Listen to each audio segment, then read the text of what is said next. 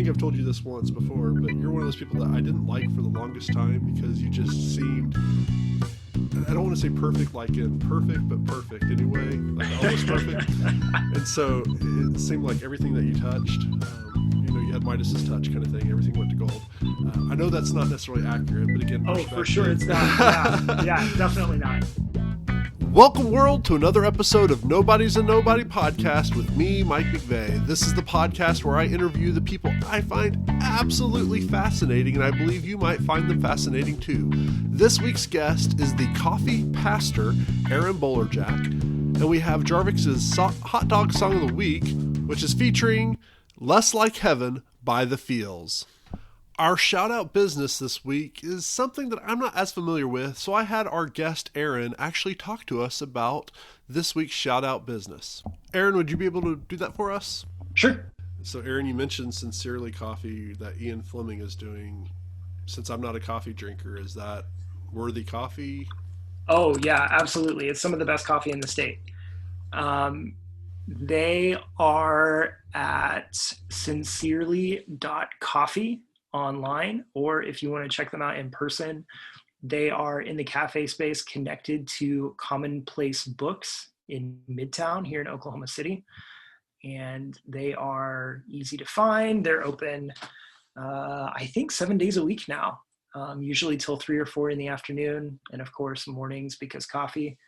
But it's a great place to get something to drink. They've got good food. They've got other stuff, but man, great coffee. Ian's a really good guy. He does all of their roasting. He oversees the sourcing of the coffee. So everything from the bean to cup is how we say it in the coffee world. Everything about roasting the coffee and preparing it and delivering it to your table. It's all part of what he does and what he's passionate about. And they do it really, really well. I wouldn't recommend them if they weren't great, and they are great.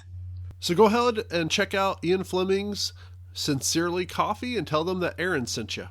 Our nonprofit group this week is still 1okc.org. That's Our Neighborhood Empowered, where they go and they help out kids and teenagers develop the skills necessary to have a honest chance at doing well in life. You can check them out at 1okc.org, and if you want to give, you can just /giving, and they will be glad to use your money to invest in our future. As was said in the intro, I wasn't originally the hugest fan of Aaron Bolerjack, but I don't know, maybe he's grown on me, maybe I've just gotten smarter, but he is a wonderful guy who has invested a lot of time and care into our relationship, our friendship, and I think you're going to find him absolutely fascinating. And as we always do, we're going to jump right into the conversation. My dad is a pastor, and both my grandfathers are pastors, and one of my great-grandfathers was a pastor, and I've got great uncles and all kinds of folks and regular uncles who are pastors and ordained in one denomination or the other. And so my whole life growing up, I got the same question. I'm also the eldest, and so I got the question even more than my brothers, hey, are you going to be a pastor when you grow up? And every single time I said the exact same thing, which was, not unless God makes me. And that's not hyperbole. That's verbatim. That was my response. Not unless God makes me. So here we are. I went to school to be a historian and to teach history, which is part of what I do on the side now anyway, but that's been kind of a circuitous path also. And I'm as surprised as anybody that I wound up in full-time ministry, but it is what I feel called to, and it's something that I really love, particularly the teaching aspects of being a pastor and the kind of discipleship, mentorship, spiritual formation parts of being a pastor. And so those are all things I'm really passionate about. So you said you wouldn't be a pastor unless God made you do it. So how did God make you become a right. pastor? So not in coercive ways at all. I pastor in a tradition that identifies as Wesleyan.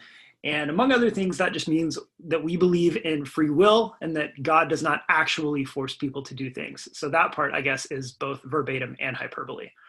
So my life, when it's going well and when I am more and more the person that I feel like I'm called to be, is in part lived as a response to where I feel God's guidance and where I sometimes sense God's call And so I wound up as a pastor because after graduate school, my wife and I felt really particularly called and equipped to spend, as it turns out, almost 4 years as coffee house ministry consultants for our denomination, the Church of the Nazarene in Western Europe. And so what that meant is that we spent an awful lot of time as managers and general managers and consultants for a variety of coffee house ministries, but then also we're effectively kind of church planters in some of those locations, and we're youth pastors and just kind of general ministry volunteers in some other locations. And so about 6 months into that 4 or 5 year period, I felt really strongly, not that I was necessarily called to ministry, but that what I was doing was effectively ministry. And therefore I needed to take some classes and get some more formal training so that I knew kind of what I was talking about, and so that I could learn more about how to do those kinds of ministry things effectively. And so for me, it was a really gradual thing. And I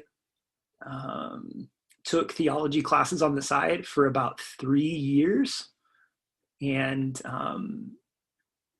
also kind of got on the job full-time work experience at the same time. And so my pastoral calling followed kind of a little bit of a windy path, and happened in 3 or 4 different countries on a couple of different continents and in many different time zones. Skyping into classes being held in the United States when you live in Western Europe is not for the faint of heart, because those times do not always line up very well. But it was good, and it led me to where I am, and I don't think I would change very much of it. Maybe a few things, but big picture definitely feels like who I am and what I feel called to do and what I'm passionate about have really lined up to bring me to a place where I can be a pastor and then also teach a little bit on the side. And I like that a lot. Yeah. Of course, now everybody wants to know what those 2 or 3 things are that you would change. Well, the time zone thing for sure. Getting up at midnight for a class that's in the evening in the US, or getting up at, I don't remember, the mornings and the evenings just don't line up right. So if the class is too late or too early over here, it's just a mess over there. But now I live here, and the kickoff times for all of the soccer matches are wrong. So I guess you can't have everything. I was kind of disappointed. I thought you were going to say football, but right. You're such a huge football fan, but now you're saying soccer. Sure. So I don't even know what to believe anymore. I'm trying to speak to your audience, Mike. I mean, when I say football, I mean the real thing, not this American business. But hey, I have like 2 listens from the United Kingdom. So excellent. Well, then they should know I am a proper football fan. I've been a supporter of Manchester United for about 20 years now. They are my pride and joy. They're having a terrible season, and hopefully the ownership gets some more transfers in before the transfer window closes in a couple of weeks. We need reinforcements all over the pitch: forward, right wing, center back, left back. So yeah, those are my people. All right, Wikipedia. No, I'm just kidding. That is something that's interesting. Our tradition, the Wesleyan Nazarene tradition, we send a lot of people across the seas to different time zones, and one of the things I've always enjoyed talking to people who have gone over for whatever reason is, how do you keep up with the news? And then a lot of people, when they come back to the U.S., they still try to find ways to keep up with different world areas, because the U.S. news, I guess, is not great at talking about, like, specifically Africa, because there's 100 countries or so in Africa, but you don't really hear anything unless it's something major, and we usually hear about the northeastern corner of Africa more than anything else. So how do you keep up with football? Oh man, great question. I really genuinely love the UK, and if I were to pick anywhere in the world to retire, it would probably be the coast of Western Scotland or Northern Ireland. I love the people, I love the culture, I speak the language, I love the sport, I love the food, I love the weather. It's beautiful. And so I follow football mostly online. So my favorite team is from Manchester. Manchester Evening News has a website. It's to access. The BBC is a great news service, and they're easy to find. Podcasts, online, in print, you name it.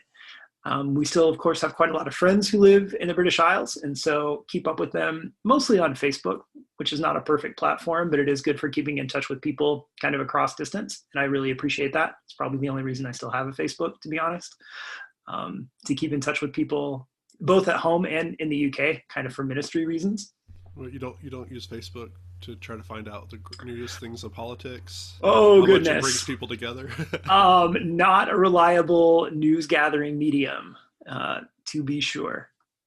But I am grateful for the ways that things like social media in particular have made it easier to stay in contact with friends overseas. For example, we have a friend named Robson, who's a graduate student living in Scotland right now, who was a youth sponsor on a externship with the OKC First Youth Group a couple of years ago. And during the pandemic, he is part of the college and community group Sunday school class because it's all by Zoom anyway. So he's living that weird time zone life. So he gets to hang out with us from, I think, 11 to midnight his time before he goes to bed on Sunday. But it works out pretty well. And it's a good way to keep in touch with people. And like you said, be reminded that the world is a lot bigger than us. You know, the United States has something like 5% of the world's population. And most of the world is not super obsessed with what we think about things or what we do. Whoa.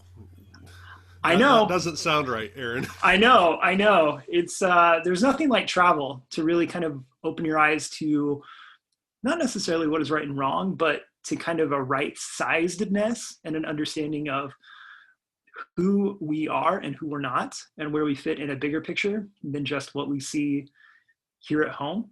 And I think that's a good thing. Now, how much of your life have you lived in the United States as opposed to other countries?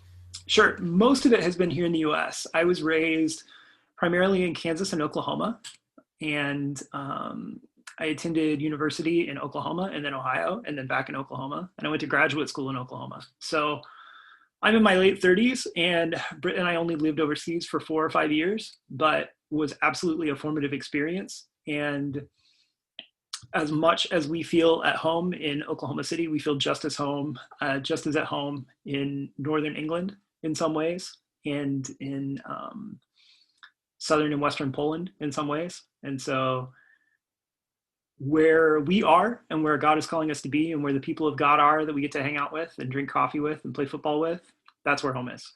And everything else is just an address.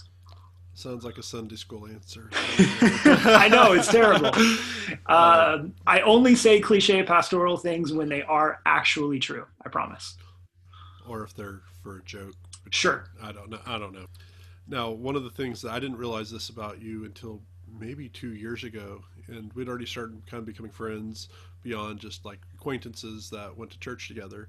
But Herb and Louise are your grandparents. Yes. And we went to church with them at Penn Avenue for the longest time. Oh, yeah. I didn't realize that because L's are their last name and Bolerjack's your Right, last name. So right. even though they both have an E and L and you don't have an S in yours. So. Yeah, that's mom's side of the family. They're German. Okay. Dad's side of the family is Czech. So Bolerjack is actually the easy Americanized version. When they first moved over in the 1700s, it was Bolerjack. So that is the simple version. I know, right? I think they got tired of spelling it on the immigration paperwork and the tax forms and stuff. So yeah. Though it'd probably kind of be interesting just to think about how it morphed into Bolerjack, because even though Bolerjack definitely works, you would think with how you pronounced it, it would maybe go some other direction. So right. It was a Czech name originally from a region called Moravia in what is now, I think, the Czech Republic. And Britt and I used to joke that after we moved to Poland, if we lived there long term, we would probably just change our names back, because Czech and Polish are both Slavic languages, right? As is Russian. And so Bolerjack is actually a lot easier for people to understand in Polish than Bolerjack, because the way that Bolerjack is spelled in Polish, they share our alphabet but not our pronunciation. So Bolerjack looks like Bolerjack. And we figured, we can't get those two confused. Right, exactly. then I have sort of three names, none of which are exactly right. So kind of when in Rome, I guess. Or when in Czech Republic. Sure, when in Prague. Now, you studied history. That's what was your goal. And I'm assuming that as you went higher up, your focus and what you wanted to study and primarily study changed and got more and more niche as you went along. But when you first decided you wanted to be a historian, just curious, did you have a specific idea of where you wanted to go historically? I don't know if I did. I think I was always interested in reading history, and I had a pretty good mind for, on the one hand, the sort of names and dates, nitty gritty stuff. But on the other hand, I'm really interested in the kind of big picture meta narrative. How does this stuff fit together? Kind of not just the events themselves, but what caused them and what were the consequences of the events. And so the longer I studied, the more that took me into particular directions. And so the particular program that I did in graduate school at Oklahoma State University basically required you to have a major and two minors. And so you had half of your hours were in the field that you knew you wanted to specialize in, but then you divided the other half of your hours between two other minor fields. And so I went into grad school, and it's kind of a long story, but I went into grad school knowing what I was going to do my master's thesis over. I had a primary document from the American Civil War that was authored by a direct ancestor of mine that I knew nobody else had ever seen before, and I knew I could do something with that in grad school. So I'd always been pretty interested in the Civil War anyway, and having that document to work with just kind of sealed what my major field was going to be. And then for my minor fields, I took a directed study class with a military historian at Oklahoma State who was a veteran of the Vietnam War who had a PhD in history. And he and I did a directed study over the 1960s as a decade in American history. So looking at political history and music and pop culture history, and then also the history of American engagement in Vietnam prior to, during, and after the 1960s. And that particular directed study really cemented my interest in that time period, because you've got civil rights things going on, you've got partisan politics things going on, you've got Nixon going crazy, you've got the assassination of JFK, I mean, all kinds of things. And you got the Beatles. And the Beatles, and Johnny Cash, live at Folsom Prison, 1968. So a real, 1968 in particular as a year is a real kind of zenith of American pop culture history. And so that was one of my minor fields.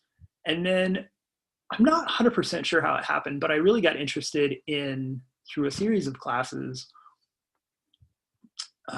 the Great War, or what we now call World War I, and in particular the origins of the Great War, which is kind of a mess and has been the matter of significant historical debate for literally a century. And so that was another one of my kind of minor fields of study. And so my studies were a little bit broader than that, and I studied other things in those time windows, but in a lot of ways just kind of drilled down on where I knew I was interested already, particularly as it relates to the American Civil War.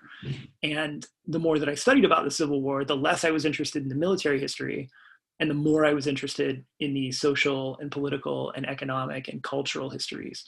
And those are areas that continue to interest me even today. Speaking of books, you happen to read a little bit, not just for your major and not just what you do for a living, but you recommended a really cool book back in January, Killers of the Flower Moon. Yes. And Oklahoma history is interesting to me. Native and indigenous history is interesting to me. I was raised in Oklahoma and attended pretty good schools. And I've gone to big schools and small schools and public schools and private schools, and learned really very little about the treatment of Native Americans, with the exception of kind of the Trail of Tears was a thing, and that was for Cherokee people. And here are the 5 quote unquote civilized tribes, which as it turns out is a really insulting way of referring to Native and indigenous peoples. I grew up in Tulsa, which is northeast Oklahoma, which is in the middle of, I mean, it's east of Osage land, and it's not far from Cherokee land, and it's on, I think, Muskogee Creek land, legally speaking.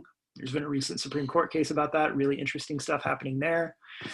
But Killers of the Flower Moon is about the treatment of Osage peoples who were relocated by the federal government, but when they were brought into what was then called Indian Territory, purchased their own reservation lands, which meant, among other things, that they owned the land jointly, kind of among all of the members of the tribe, but they also owned their mineral rights. And so the rights to whatever was in the ground under the land, also more or less jointly as an entire tribe.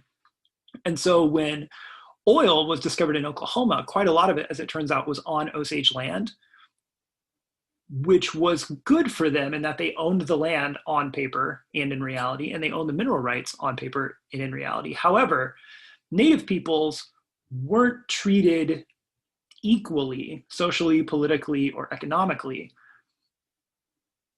in the ways that Caucasian or European American citizens would have been. And so they were frequently taken advantage of. There were often situations set up where an Osage person, male or female, once they reach adulthood and reached kind of the point where they would inherit the royalties, the annual royalties, the tribe's annuity system paid out. So they would basically sell off leases to private companies who then would pay for the right to drill for oil on Osage land. And this was incredibly lucrative. Osage peoples were among the wealthiest people in the world in the early 20th century. Think in terms of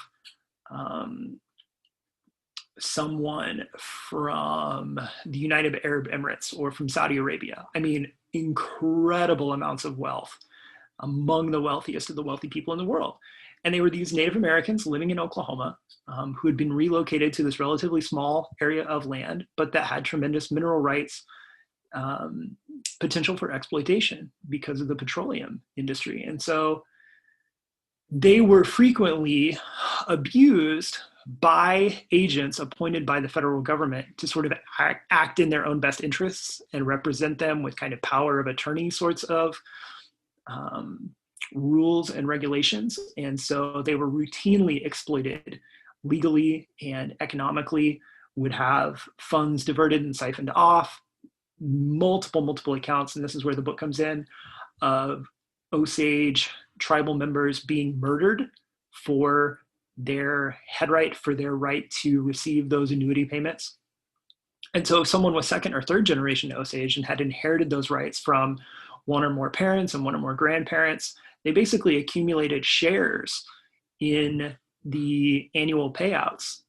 But if they could be talked out of those shares or could have them stripped away legally or illegally, there are a lot of different shady ways to do it.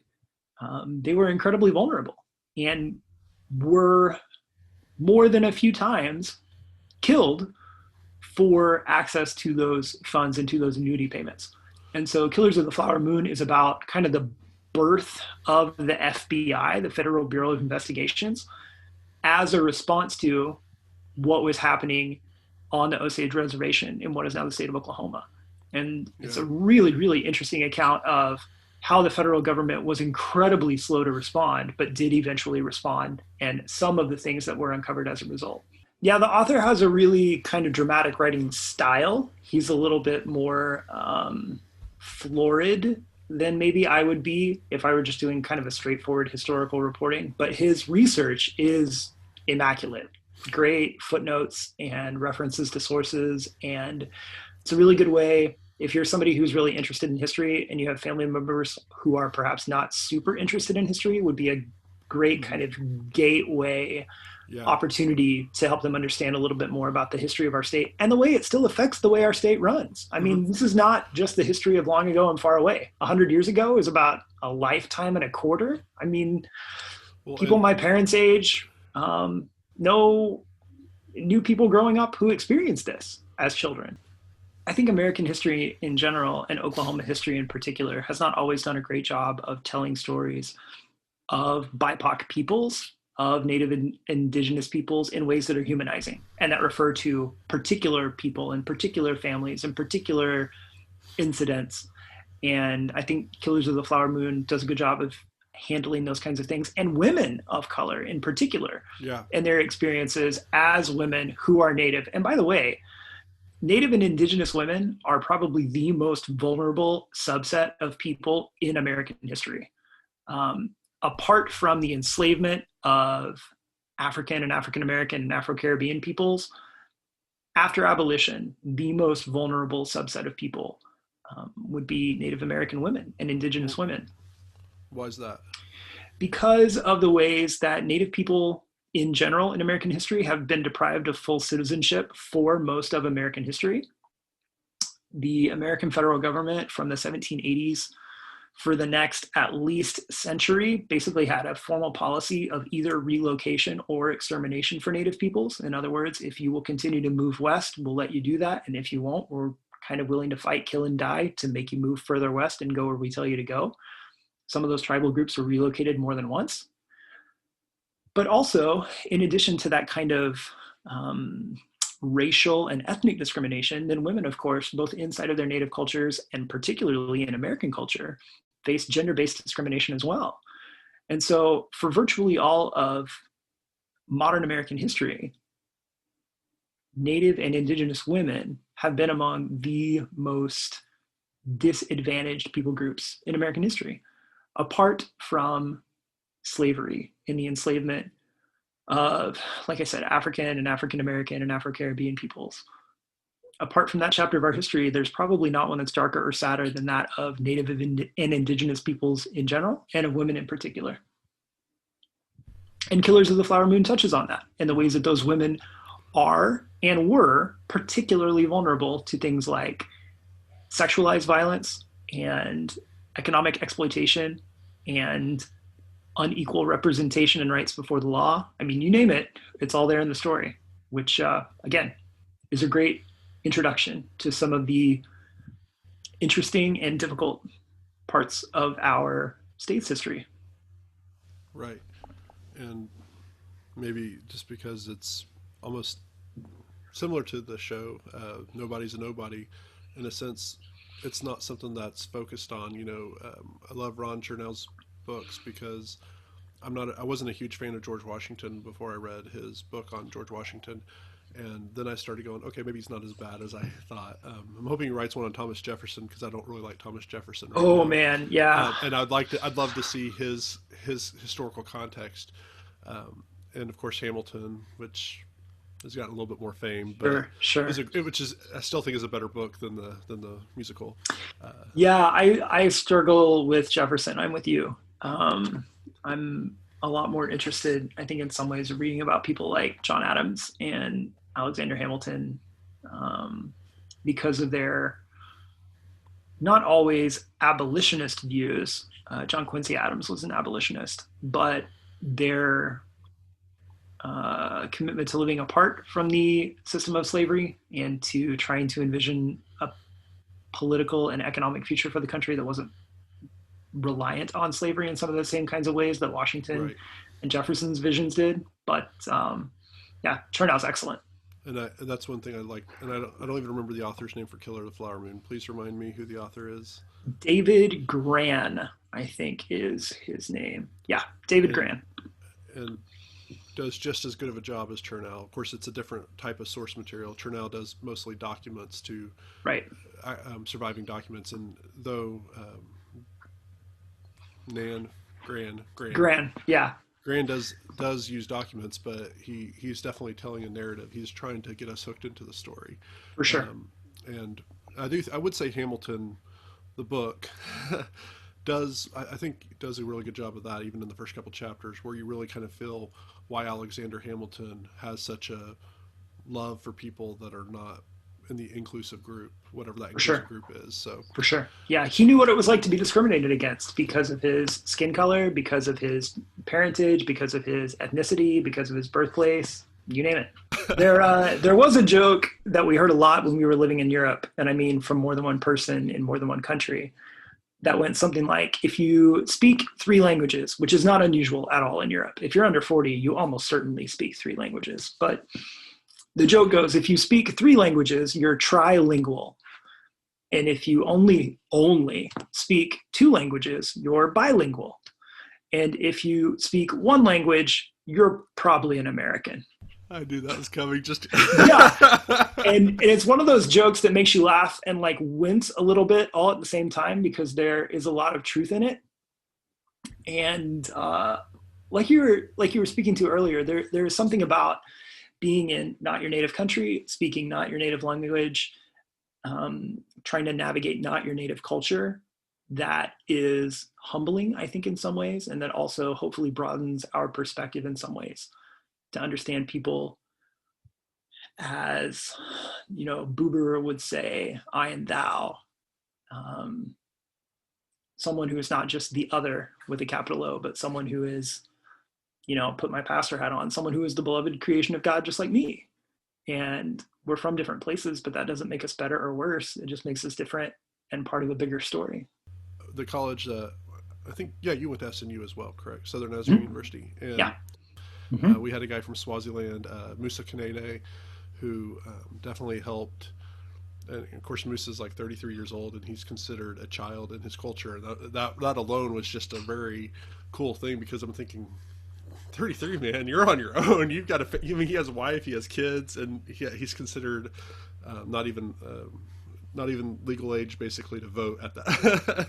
Right. Not technically, just that's kind of the mindset. And then there's several other people at SNU that was able to really get kind of a really broad a broad group. If I can't go out to their countries, it's kind of cool to be able to hear their stories and stuff. And I think that definitely at least laid a framework, because I was definitely not open at that time, but it gave a framework of being able to hear people from other sides. The one thing I know everybody is waiting to hear from you, because the fives among tens of people want to hear about coffee, and they're like, man, we had to suffer through all this so far just to hear about coffee. And Mike, you're not even that supportive. I will say, when I was 5 years old, I loved coffee with enough milk and sugar. Sure, right. It was almost white coffee because of how much milk and sugar were in there. Right. Sometimes you start with the milk and just pour some coffee in it, like that sort of thing. And I think it was mostly because my grandfather drank a lot of coffee, so I wanted to fit in with my grandfather. Sure. And then I don't know what happened, probably just lack of exposure to it, and never been able to muster the taste. But you happen to like coffee a little bit. Sure. Well, I'm kind of like you. I grew up with my dad drinking literal gallons of coffee every day,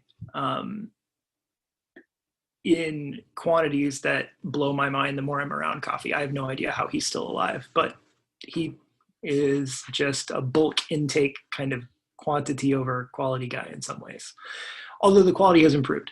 But when I was a little kid, my dad drank coffee, and I kind of sort of liked the smell of it, but the taste of what he was drinking, sort of Folgers, Maxwell House, old school, what you got at McDonald's in the 1980s stuff, man, I just could not stand it. And so I didn't even try coffee again until I was in college. And that was desperation, my second all-nighter in a row. And we tried to make coffee, and we didn't have a coffee grinder or coffee filters.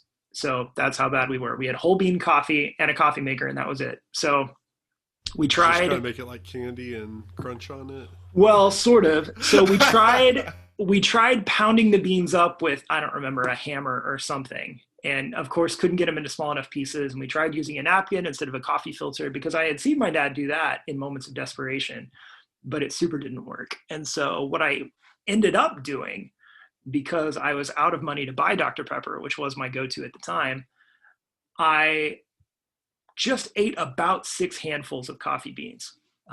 Just swallowed them and washed them down with, I don't know, water or more Dr. Pepper or something. And that was effective in terms of the kind of caffeine I needed to get through the night and write probably a not incredibly high standard of paper. But I was so sick for about 2 days. And those beans did not go anywhere or do anything. They just sat in my stomach, and I felt like I had swallowed a softball for about an entire weekend, and it was awful. So never ate or drank coffee again after that for probably 4 or 5 years. And then when I was in graduate school, my wife, Britt, who is also a pastor, but was the assistant manager of a Starbucks while I was in grad school, used to get a free pound of coffee every week. And this coincided with the most tired I've ever been in my life. As a full-time graduate student with a full-time job and then a part-time job and a different part-time job. And I just tried really hard at school and didn't sleep enough. So I drank, probably at least a gallon of coffee a day, every day in grad school. And some days significantly more than that. So I was drinking somewhere between 2 and 5 pounds of coffee beans per week. And again, that was quantity over quality and was not very good. Mostly what I would do, my little life hack, was to make hot chocolate but use coffee instead of water. And that's kind of how I could get it down, which, by the way, if you're doing the caloric math, I got very heavy very quickly just drinking. Lord knows how many hundreds of extra calories every single day in hot chocolate mix. Was not pretty. But it did kind of get me through grad school, and I kicked that disgusting habit and lost a whole bunch of weight after grad school because I wasn't drinking that swill anymore. But then we moved to Poland and became the managers and the general managers of a couple of coffee house ministries in Poland, where Britt was in charge of sourcing the beans, and they were incredibly high quality. And the coffee was delicious. And so that's where I learned to love coffee. Most of the coffee in the world is terrible. I mean, I want to put that right up front. Starbucks buys probably the top 3% of coffee beans in the world. And Starbucks coffee is pretty good in terms of getting it from an ethical source if you're going to a chain, but is not great in terms of the taste of the coffee itself. Very hit and miss. For just a second, I thought Sure. Starbucks was to coffee what MTV was to music videos, where at one time they actually served it, but now it's just kind of a distant memory. I would not say they're all the way down the MTV rabbit hole, but they do just kind of keep adding things to the coffee. And just for sure. Record, that was my own joke. I've never heard that anywhere else before. No, that's good. That's good. I don't go to Starbucks except whenever I'm meeting somebody and I eat a cookie or something. So Right. Starbucks I buy $20 water, But. Sure. Starbucks is kind of the Whole Foods of chain coffee. If you're not going to go to a local grocery store or go to a farmer's market, Whole Foods is kind of the third best thing. Starbucks is like that. It's not the same as going to, say, for example, our friend Ian has a shop here in town called Sincerely Coffee, and he selects the beans and he roasts them himself and he serves them and creates the drink recipes. And it's just an incredible experience and incredibly high quality coffee. If you can't do that and you're out on a highway someplace, if you go to a Starbucks, the coffee is going to be decent and the employees are going to be treated relatively well. And the farmers that they buy from are going to be treated way more fairly than if it was McDonald's coffee or Folgers or Maxwell House or whatever. So it's kind of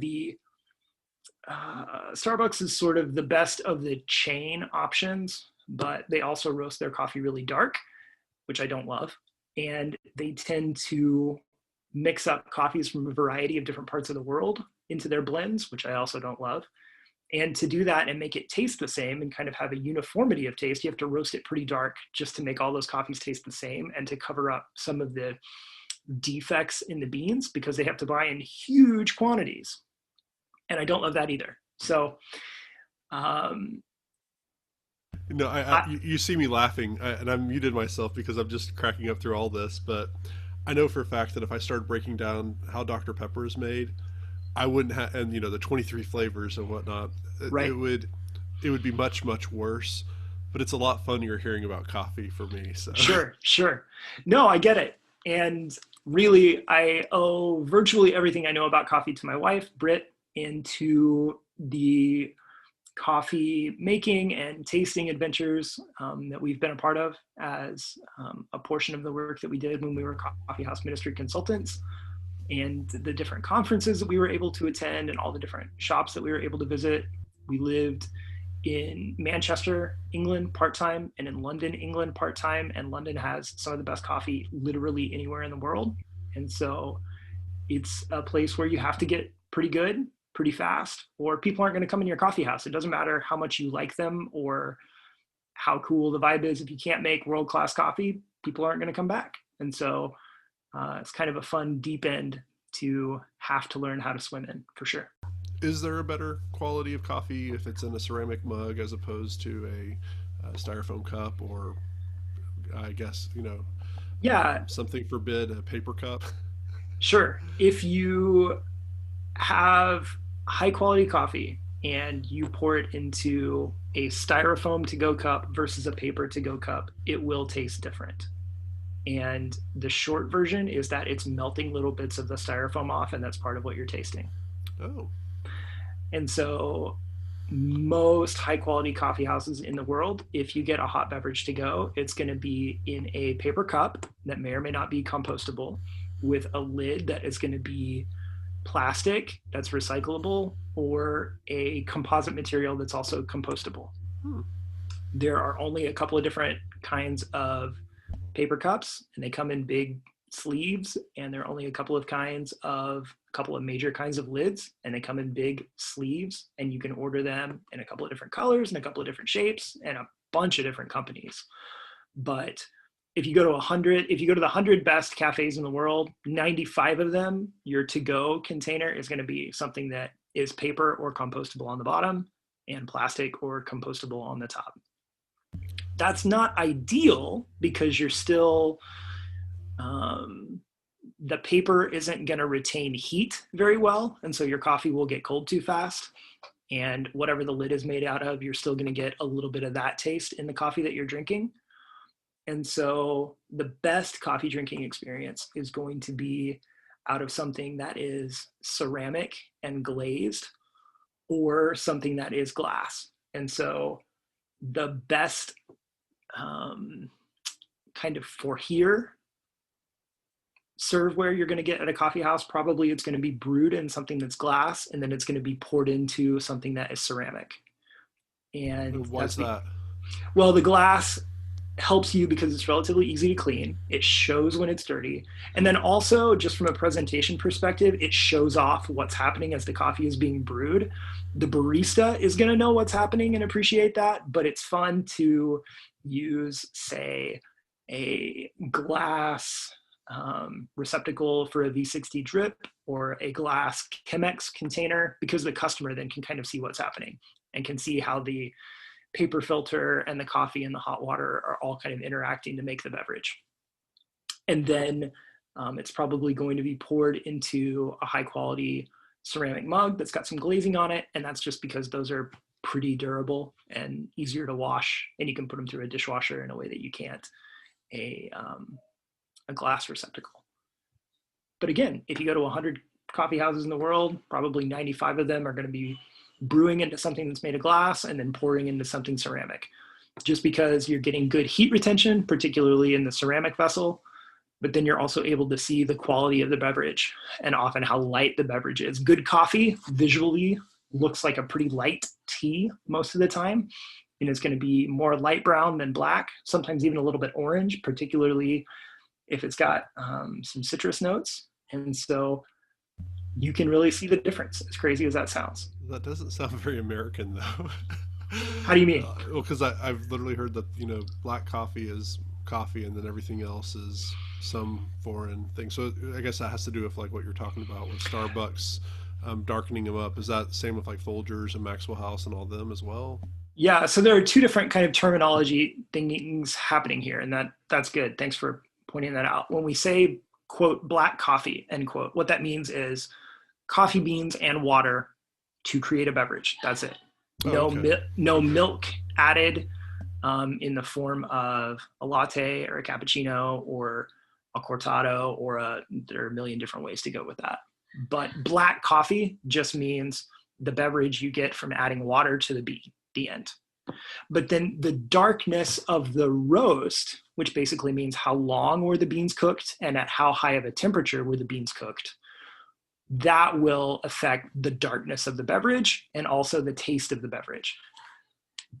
I would argue, and most coffee experts would agree, that you want to roast as light as possible to show off the quality of your beans the most as possible.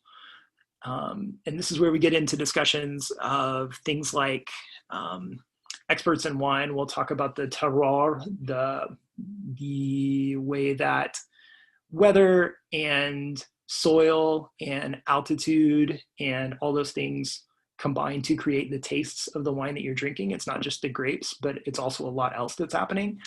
And that same thing happens with coffee. And so when you've got a really great coffee bean, you don't want to roast it super dark, because at some point, all you're going to taste is the smokiness of the dark roast. On the other hand, if you've got a bunch of coffee beans from a bunch of different parts of the world, and they are of varying qualities, shall we say, and you want to mix them all up and kind of cover up what might be wrong with them, then you're going to roast them super dark. And then you're going to say, well, we do that on purpose because that's our roasting philosophy. Okay. And conveniently, that's a good way to roast an awful lot of coffee from lots of different places and make it taste kind of the same, even if the way it tastes is slightly, charred. So the closest thing I would probably be able to relate, because I don't drink wine either, sure. Would be, and this is something you don't do, I don't think, but eat steak, that you have the cut of the steak, so it's going to depend on where the kind of cut is going to completely depend on how fatty or sure. how lean it's going to be, and then you have anything from rare to well done. So most people say steak should never be well done, unless there's something wrong with it, or you're just or you just don't know how to grill or cook yet.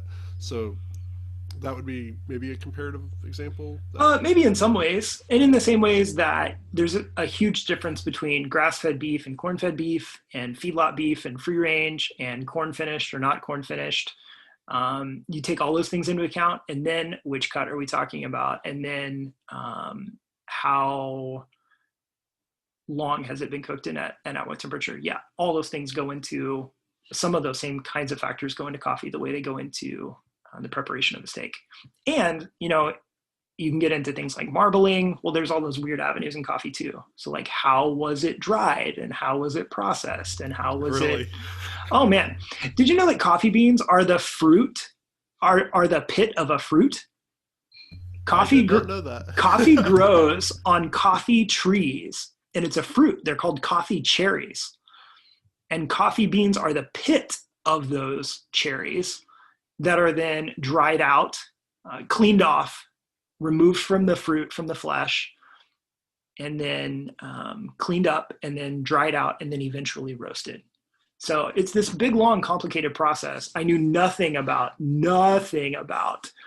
until we began this kind of coffee journey, working in coffee houses in Europe, and a little bit of prep time before that too, because Britt knew a lot about it even while we were living in the States. But it's a big, long, fascinating, complicated thing, and really important. Coffee is the second most traded commodity in the world. After petroleum, it's coffee, especially in our part of the world. The largest exporter of coffee is Brazil, and not usually always super high quality coffee, but they do quantity. And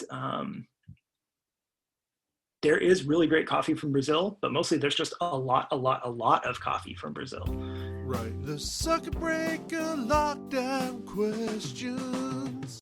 The first question is, is for my friend Amanda. If you were to leave this life tomorrow, what's the one thing you would like people to have known about you? I would like people to know that I genuinely believe in the ultimate transformative power of love. That, like we say at OKC First, that love has won, and love is winning, and love will win, and that love makes the difference, and that love is the greatest power for good in the world, and that love is often what gets us through times of great darkness and pain and suffering, and that our capacity for love is a big part of what makes us human, and that the hardest and best thing in the world is to love your enemies and pray for those who persecute you.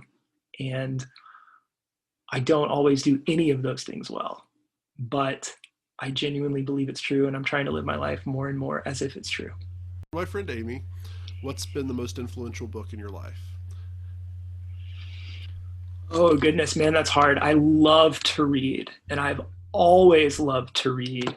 And so this is one of the most difficult questions you could have possibly asked me, Goodness, what is the most influential book in my life? I don't even know whether to pick fiction or nonfiction or secular nonfiction or Christian nonfiction or. Well, let's just say fiction. Okay. Well, that narrows it down to about 4 different series, Mike. How much time you got? I've got forever. What actually makes it to the podcast? Sure. Who knows? Right. Okay. I will choose, at least for fiction, probably the books that I've read the most and the most frequently are the Anne of Green Gables series by Lucy Maud Montgomery, who was a British-Canadian authoress of the late 19th and early 20th centuries, mostly early 20th century.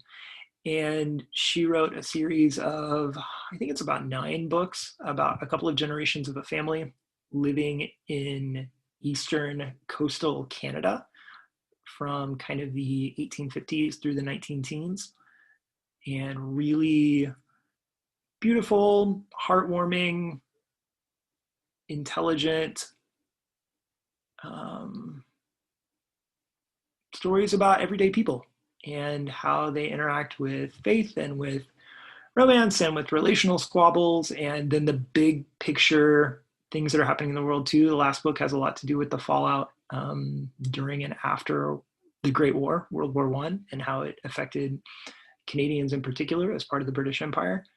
And I love those books. They formed the way I think about literature, and they formed the way that I think about vocabulary, and they form the way that I think about expression. And they are a big part of the reason that my spelling is kind of screwed up, because of my 2 or 3 favorite authors of all time. They would include Ellen Montgomery and J.R.R. Tolkien and J.K. Rowling and C.S. Lewis, all of whom spell many words differently than we do in American English, but that's okay. I'm willing to bear that cost because they really shape the way I think about the world, particularly the imaginative world. Right. All right. How about nonfiction book?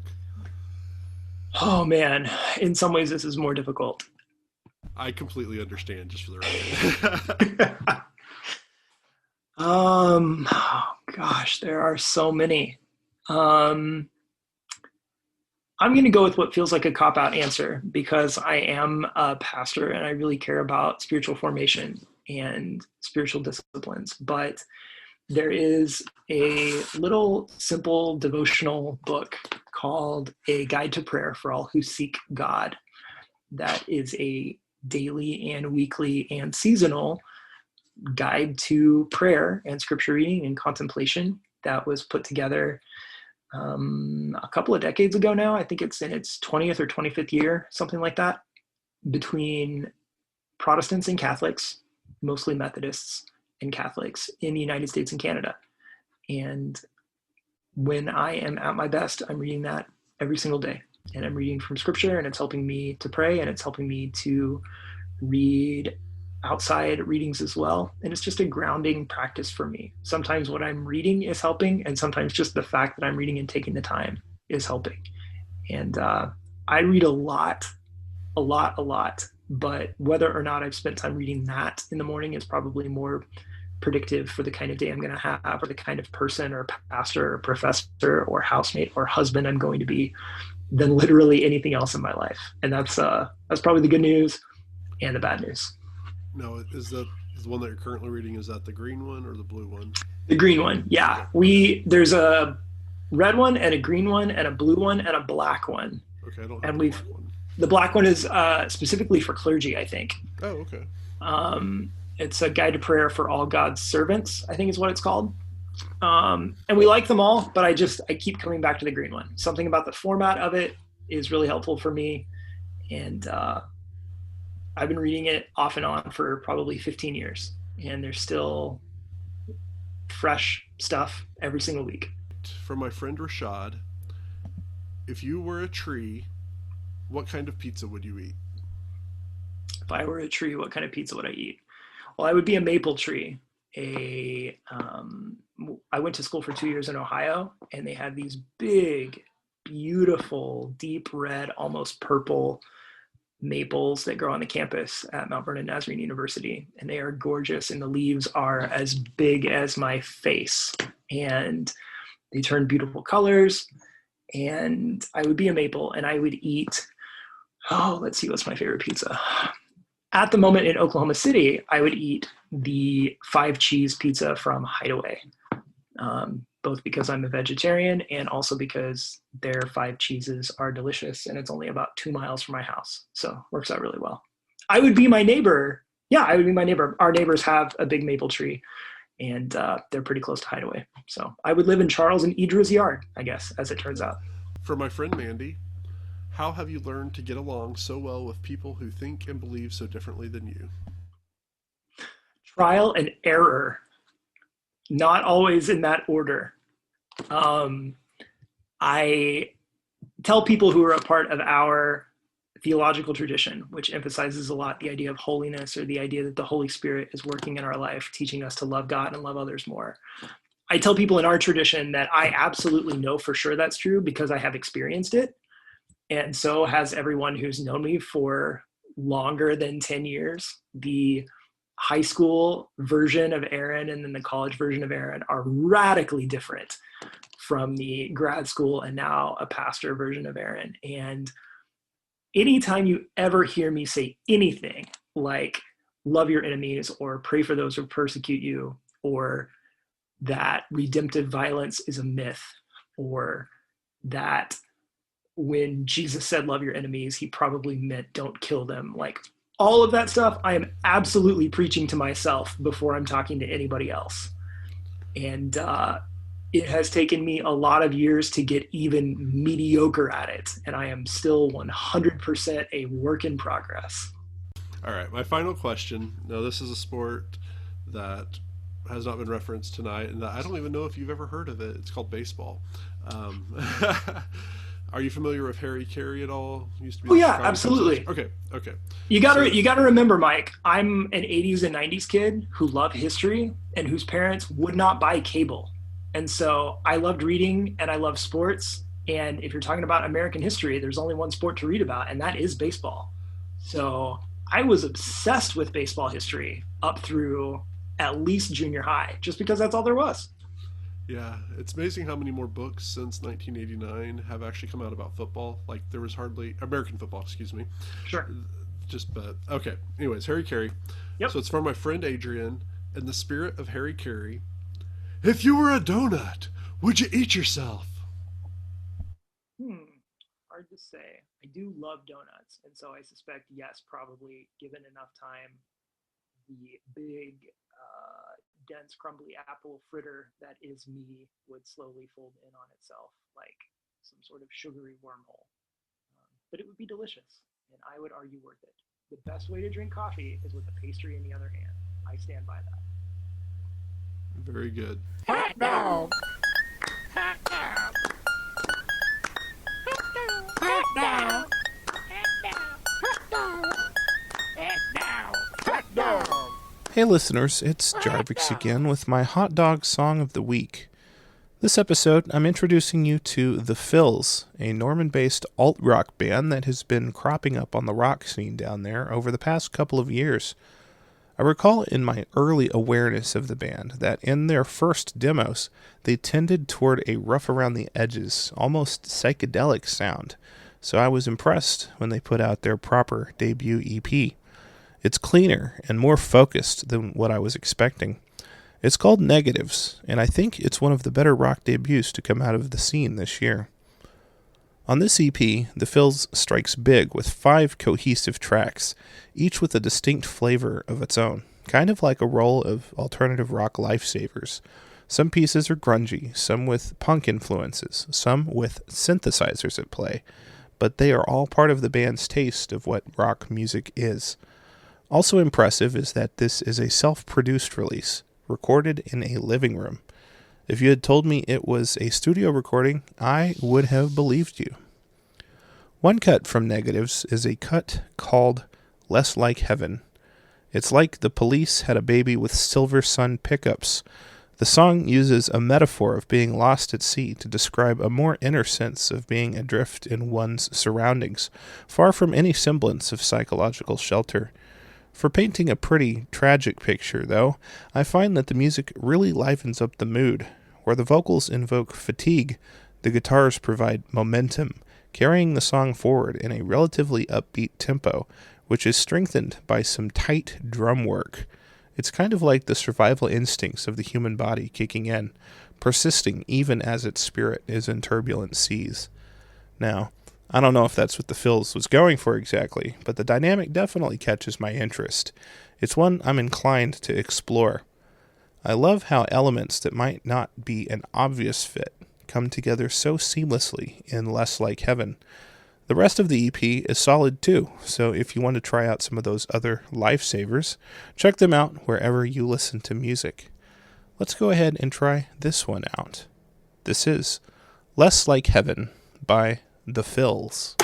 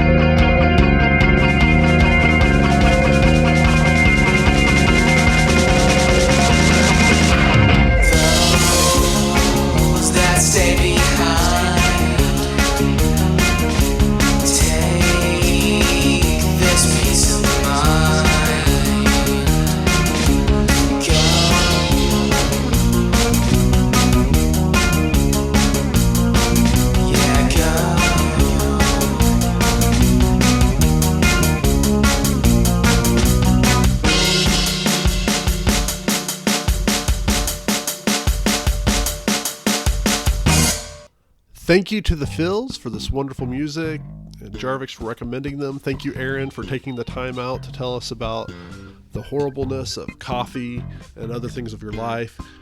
Please feel free to share this with anybody that you think would benefit from listening to the show. I am so grateful that you're listening to this, and I hope that you know you're cared for and loved. And nobody is a nobody. That means you. Until next time.